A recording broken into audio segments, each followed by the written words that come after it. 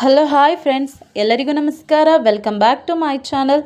ನಾನು ಸುಮಾ. ಇವತ್ತು ನಾವು ಡಿಫ್ರೆಂಟಾಗಿ ಗೋಧಿ ಹಿಟ್ಟಿನಿಂದ ಬಾದುಷಾನ ಹೇಗೆ ಮಾಡ್ಕೊಳ್ಳೋದು ಅಂತ ನೋಡೋಣ. ಮನೇಲಿರುವಂಥ ಇಂಗ್ರೀಡಿಯೆಂಟ್ಸಿಂದ ನಾವು ಈ ರೆಸಿಪಿನ ಸುಲಭವಾಗಿ ಟೇಸ್ಟಿಯಾಗಿ ಈ ರೆಸಿಪಿನ ಮಾಡ್ಕೋಬೋದು.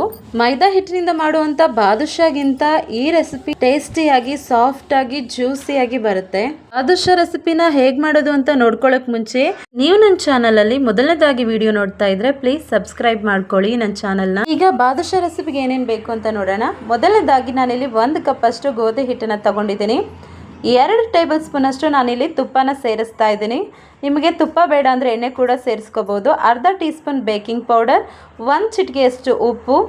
ಈಗ ಇದನ್ನೆಲ್ಲನೂ ನಾವು ಮಿಕ್ಸ್ ಮಾಡ್ಕೋಬೇಕು. ನಾನು ಕೈಯಲ್ಲೇ ಮಿಕ್ಸ್ ಮಾಡ್ಕೊಳ್ತಾ ಇದ್ದೀನಿ. ತುಪ್ಪ ಕರೆಕ್ಟಾಗಿ ಹಿಟ್ಟಿಗೆ ಹೊಂದ್ಕೊಂಡಿರಬೇಕು. ಈಗ ನಾನಿಲ್ಲಿ ಸ್ವಲ್ಪನೇ ನೀರನ್ನು ಸೇರಿಸಿ ಹಿಟ್ಟನ್ನು ಚೆನ್ನಾಗಿ ಕಲಿಸ್ಕೊಳ್ತೀನಿ.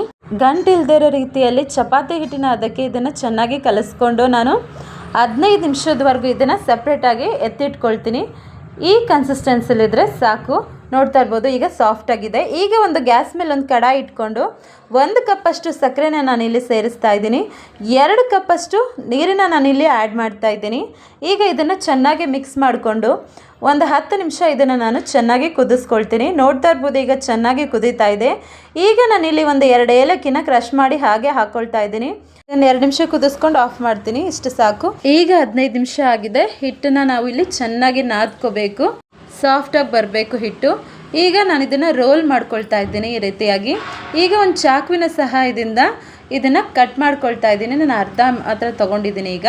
ಈಗ ಇದನ್ನು ರೋಲ್ ಮಾಡಿಕೊಂಡು ನಾವು ಒಂದೊಂದೇ ಪೀಸ್ನ ಚಿಕ್ಕದಾಗಿ ನಾನಿಲ್ಲಿ ಕಟ್ ಮಾಡ್ಕೊಳ್ತಾ ಇದ್ದೀನಿ.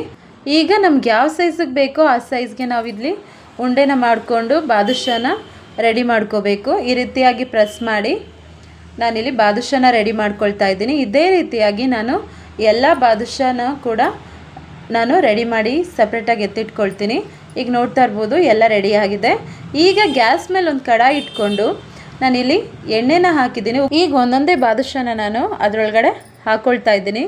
ಇಂಪಾರ್ಟೆಂಟ್ ಏನಂದರೆ ಎಣ್ಣೆ ಬಿಸಿ ಆಗಿರಬಾರ್ದು. ಪೂರ್ತಿಯಾಗಿ ಕೈ ಇಟ್ಟು ನೋಡೋಷ್ಟು ಬಿಸಿ ಇರಬೇಕು. ಆಗ ನಾವು ಬಾದುಷಾನ ಹಾಕ್ಕೋಬೇಕು.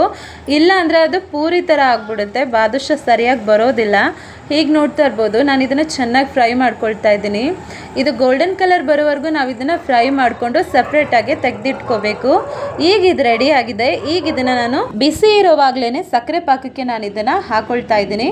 ಇದನ್ನು ಸಕ್ಕರೆ ಪಾಕದಲ್ಲಿ ಅರ್ಧ ಗಂಟೆವರೆಗೂ ಬಿಟ್ಟು ನಾನೀಗ ನಿಮಗೆ ತೆಗೆದು ತೋರಿಸ್ತಾ ಇದ್ದೀನಿ. ನೋಡ್ತಾ ಇರ್ಬೋದು, ಎಷ್ಟು ಸೂಪರಾಗಿ ಜ್ಯೂಸಿಯಾಗಿ ಗೋಧಿ ಹಿಟ್ಟಿನಿಂದ ಮಾಡಿದ ಬಾದುಷಾ ರೆಡಿಯಾಗಿದೆ. ಈಗ ಹೊರಗಡೆ ಸಿಗೋ ಬಾದುಷಾಗಿಂತಲೂ ಈ ಬಾದುಷಾ ಸೂಪರಾಗಿ ಟೇಸ್ಟಿಯಾಗಿ ಸಾಫ್ಟ್ ಆಗಿರುತ್ತೆ. ಈ ರೆಸಿಪಿ ನಿಮ್ಗೆ ಇಷ್ಟ ಆಗಿದ್ದರೆ ಮನೆಯಲ್ಲಿ ಟ್ರೈ ಮಾಡಿ ನೋಡಿ. ಹೇಗೆ ಬಂತು ಅಂತ ನನಗೆ ಕಮೆಂಟ್ ಮೂಲಕ ತಿಳಿಸಿ. ಲೈಕ್ ಮಾಡಿ, ಶೇರ್ ಮಾಡಿ. ಡಿಫ್ರೆಂಟ್ ಆಗಿರುವಂಥ ಹೊಸ ರೆಸಿಪಿಗಳಿಗಾಗಿ ARS ಕಿಚನ್ ಚಾನಲನ್ನು ಸಬ್ಸ್ಕ್ರೈಬ್ ಮಾಡ್ಕೊಳ್ಳಿ. ಪಕ್ಕದಲ್ಲಿರುವಂಥ ಬೆಲ್ ಐಕನ್ನ ಪ್ರೆಸ್ ಮಾಡಿ. ಈ ವಿಡಿಯೋ ನೋಡಿದ್ದಕ್ಕಾಗಿ ನಿಮ್ಮೆಲ್ಲರಿಗೂ ಧನ್ಯವಾದಗಳು.